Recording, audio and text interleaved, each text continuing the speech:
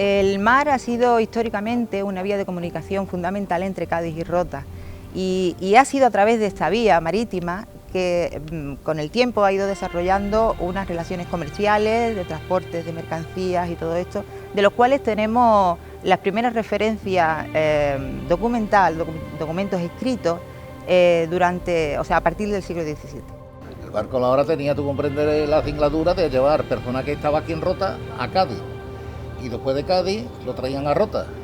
Después, si había aquí carga y descarga, como papas, en fin, en serie de la gente del campo, de los malletos y lo que no era malleto, y se llevaba a Cádiz.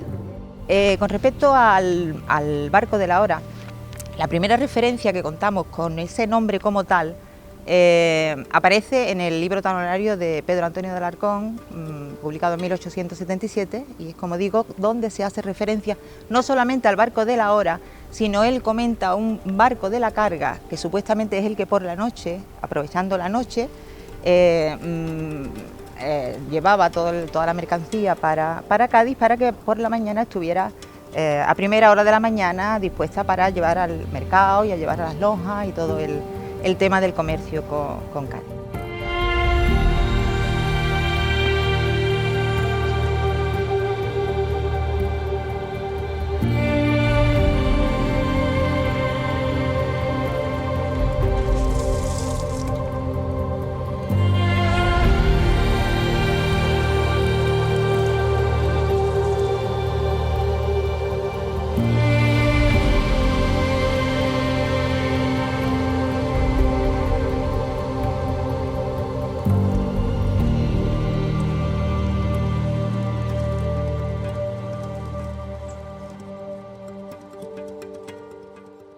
Pues mira, pues echábamos 1 hora y pico. Al muelle se echaba siempre más, de aquí al muelle, los 5 kilómetros. Hombre, con las bestias a lo mejor echaba algo más, pero vamos, variaba siempre. ¿Cuáles eran los productos más importantes que se trasladaban o que se transportaban a Cádiz? Pues como no podía ser de otra manera, los típicos de la huerta roteña tan preciados apreciados en aquella época. El tomate, la cebolla, la papa, la uva, la uva es equivalente a todo lo que da producto al campo. Los melones, las sandías, eso era más adelante, ya llegando ya a cerca de junio, que se hacía tu completo carga y descarga aquí en Rota. Hombre, el tomate, el pimiento, berenjena, sandía, melones, calabaza, de todas esas cosas. Uva, cuando llegaba el tiempo la uva, que era lo último, como aquel que dice, ¿tú comprendes? Se llevaba a Cádiz. Cádiz se vendía bien en las cosas, porque Cádiz consumía mucho y se llevaba muy buenas haciendas para Cádiz. Todo lo que sea de Rota era bueno, todo de Rota era bueno. Hombre, la calabaza y el tomate siempre ha tenido fama, porque el tomate de Rota ha sido un tomate siempre que yo no he visto más por aquí, ni por ningún lado. Pero como las haciendas de Rota no hay ninguna, no hay ninguna. De uva, de todo lo que se cogía. Que eran los propios malletos los que los acercaban al muelle. Para embarcarlos en el barco de La Hora, en el falucho, que era el falucho del tipo de barco del que estamos hablando, pero no sin antes pasar por aquel filato. Y tú entrabas con un pollo, había que pagar, entrabas con un chivo, entrabas con lo que te cogiera artículos del campo, ¿comprendes? Había que pagar, una vez de 2 reales, otra vez de 2 pesetas, otra vez de 3, arreglar era los artículos y lo que llevaba. El filato era pues, una caseta que se tomaba nota de la mercancía que entraba del campo. Habíamos, según el trabajo que había, las entradas principales eran la calle del Calvario, la Costilla y San Roque. Esas eran las 3 entradas principales del pueblo. No solamente para el barco de La Hora, sino para todo tipo de mercancía que entraba y salía del pueblo. En definitiva, lo que hacía era recaudar para el ayuntamiento tanto los arbitrios municipales como las tasas municipales, ¿no? Por decirlo de alguna manera. Venía, vamos, ¿qué trae usted? Pues yo traigo esto. Bueno, y ahí en ese cujón, el cujón del borrico, ¿qué trae usted aquí esto? Y mirábamos, Bueno, hay patatas o tomates, en fin. Bueno, ¿cuántos te va menos? Venga, pasa para adentro, a pagar. Tenía uno o dos, depende el tráfico que tuviera por las tardes. Uno se ponía a un lado y otro ponía a otro. Te registraba los borricos, pero que te los registraban todos los días. Aquí había un filato, a donde mismo está el faro. A donde mismo está el faro este que han hecho aquí. Aquí había una caseta. Un control que quienes se dedicaban al extraperlo, pues intentaba sortear de alguna manera, porque no podemos olvidar que la venta en el mercado negro también se producía en aquellos momentos más intensamente durante los años 40, una vez terminada la guerra civil. En ese sentido toma un especial protagonismo, puesto que estamos hablando de un contexto en el que las necesidades son todas. Sí, intentaba de que venía a lo mejor 10 cajas de pescado y decía que traía 8. Las forábamos porque no teníamos un peso para pesar el pescado, pero ellos la apretaban bien y la caja era grande y pasaba por 20 kilos y llevaba algunas veces 30 kilos. En el barco mismo de las haciendas iban las cosarias. Cuando el traspelo y todas esas cosas, iban las cosarias. De camino que iban las haciendas, iban ellas también. Iba Miguel traspelista, iba la Canani, iba Paca la albañila, con unas pocas de mujeres, con el traspelo. En ese sentido tenemos que recordar a personas muy interesantes. En ese momento se le llamaban corsarios o corsarias. Y corsarias tenemos que también hacer hincapié en el sentido de que precisamente las mujeres tuvieron un peso específico en este tipo de negocios, por decirlo de alguna manera, puesto que las necesidades, sobre todo vuelvo a repetir, una vez pasada la guerra civil, puesto que ellas, por razones precisamente de la guerra, en muchos momentos se convirtieron en cabezas de familia. Porque me pasaba todos los filatos que había con pollo y chivo y todo esto para no pagar filatos. Pues ¿cómo lo hacía? Pues aguantándole el pescuezo al pollo para que no cantara.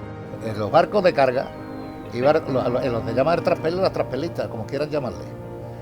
Y eso era, tú comprender, personas, lo mismo de Rota, que iban a Cádiz a ganarse 2 pesetas y de Cádiz cogía otros 2 pesetas y lo traían para acá. Eso era un negocio. Entonces iba Mariquilla la Canani, la Cambrona, la María Chasquito, Josefa la Patita. A transportar cosas para Cádiz.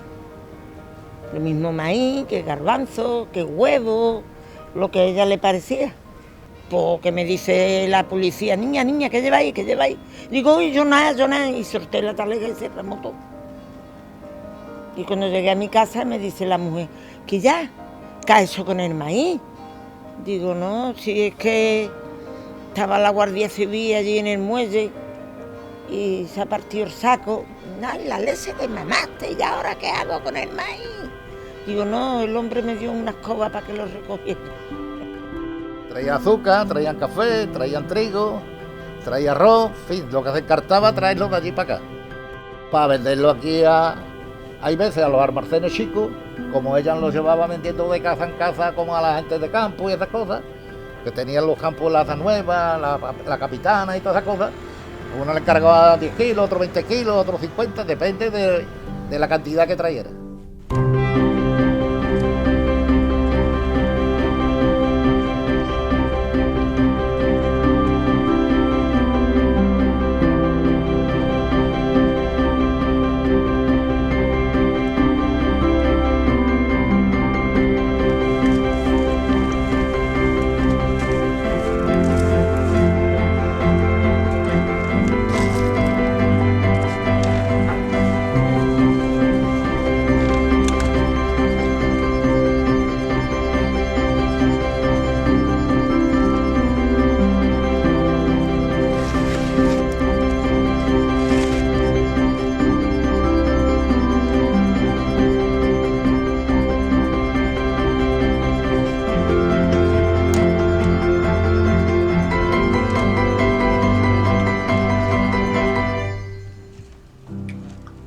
Ahora iban para el muelle. Ahí a la caída de la tarde con el fresquito, el muelle se ponía así. El garapeto, aquello de Camargo, donde está el hotel, aquello, por ahí se ponía que daba gloria. Si los granantes iba uno con las bestias, ¿para qué te digo? Bueno, Y la calle del arco regla al muelle se ponía así, no había quien andara.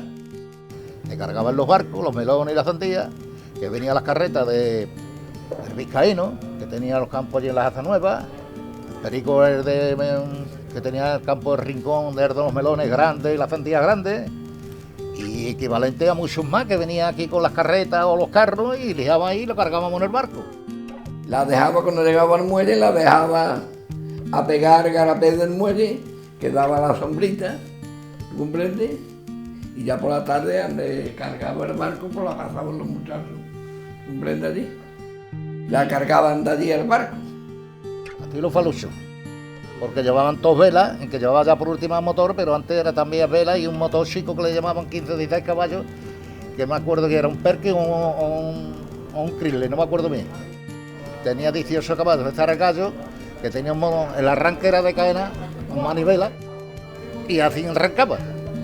Y después el Miguel Elizabeth, que era el abanico, pues él tenía una Escandia, 20-25 Escandias, de 2 cilindros, que lo llevaba el mismo motorista, era el mismo dueño, Manuel. Y ya después pues, salíamos para Cádiz, veníamos de Cádiz, muchas veces cuando íbamos a Levante iban menos personal, porque teníamos que salir navegando poquito a poco, porque los motores no eran tan grandes.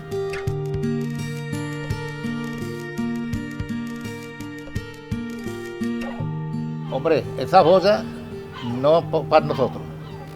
Podíamos coger, pero no más que en tiempos de malo, en tiempos de vendavales. Estaba una boya que le llamaban, era una boya colorada que le llamaban el diamante, en la otra las puercas, que también existe, después estaba la boya de los cochinos, y después estaba el fraile, que estaba antes de llegar a la entrada de Cádiz, que con una luz verde, que ya era libre para poder navegar. Y eso es lo que te puedo decir más, no te puedo decir nada, hasta que llegas dentro de la carga y descarga dentro del puerto de Cádiz. Una vez llegado a Cádiz el barco de la hora, a atracar en su muelle, tiene que volver a pasar de nuevo el control, en este caso por el agente de aduana, los carabineros en un principio, luego sería la Guardia Civil. El barco de la hora, con lo mismo que fuera el abanico, o fuera el Miguel María, uno era el Miguel María, que es el gallo, era, tú comprendes, el difunto Pizarro, que luego quedó, al cargo de esos barcos, quedó su hijo, Luciano. Y del abanico, que es el María Isabel, entonces Paco Gravier, eso se lo tenía dejado a su hijo Manuel. Enrique estaba con él, pero Enrique no más que era para ayudarle esas cosas. Quien hacía, yo no deshacía del barco, siempre era Manuel. Y ya de ahí entraban los otros barcos, otros faluchos grandes, como yo te dije antes, que era de Pizarro, era de Fulanito, Menganito, que esos eran los faluchos grandes antiguos. Debemos recordar que uno de los agentes de aduana, recordado por los marineros que nos hablan en este caso, es el conocido autor de libros sobre la historia de Rota, Francisco Ponce Cordones. Muy diferente, aquello era en la misma plaza San Juan de Dios, aquello era en una playa. Aquello era una playa, todo era arena, pero que vaciaba el agua, los barcos se acaban secos, tenía que cogerlos y fondearlos más afuera. Hay veces que teníamos que cargar, teníamos que muchas veces esperar la pelea más para poder cargar del pico muelle que había con los aparejos al barco. Entonces era arroz, garbanzo, trigo, lo que se encartara, azúcar, café también, pero eso había que hacerlo, tú comprendes, ya a base de talonario. Y el talonario, tú comprendes, había que cogerlo y mandarlo del tirón a don Francisco Ponce, que yo era el individuo que lo llevaba allí. Los productos llegados a Cádiz tenían 3 vías de distribución. En los que iban directamente al mercado, a los almacenes y por último los que se utilizaban para la venta ambulante. Al salir de la punta del muelle de Cádiz nos abríamos un poquito y usábamos la bandeja, la vela, entre la vela y el motorcito, y los calábamos así por aquí, que iba a pegar la base, o ahí la alhaja de marifora que le llamaba, ahí arriaba, o muchas veces los vientos estábamos al noroeste y tracábamos ahí en Huete, arriábamos las velas y ya cogíamos la orillita del agua poquito a poco hasta llegar aquí a Rota. En torno a finales del año 57, principios del 58 aproximadamente, el barco deja de funcionar, por diversas razones, sobre todo por la incapacidad de poder competir con los nuevos medios terrestres, o sea, como es el camión, por ejemplo, porque el descenso de la producción también de los productos de la huerta, lógicamente ya estamos hablando de un momento en que ya la base está instalada, que ya se ha llevado a cabo ese proceso de expropiaciones, que Rota empieza a tener menos personas dedicadas al campo. Y ya al cabo de qué tiempo, entonces no quedó nada más que Elizabeth, porque el Miguel María ya, tú comprendes, era muy viejo, la máquina tenía siempre avería, hacía agua ya, total, que tuvo que desguazarlo. Y entonces quedó Elizabeth, que quedó un poco tiempo más, hasta que ya no se podía llevar más ni a Cádiz ni traerlo, porque no era competente en las ganancias, no se ganaba nada, no había causaria, no había nada, entonces hubo que cogerlo y lo vendieron para el puerto de Santa María.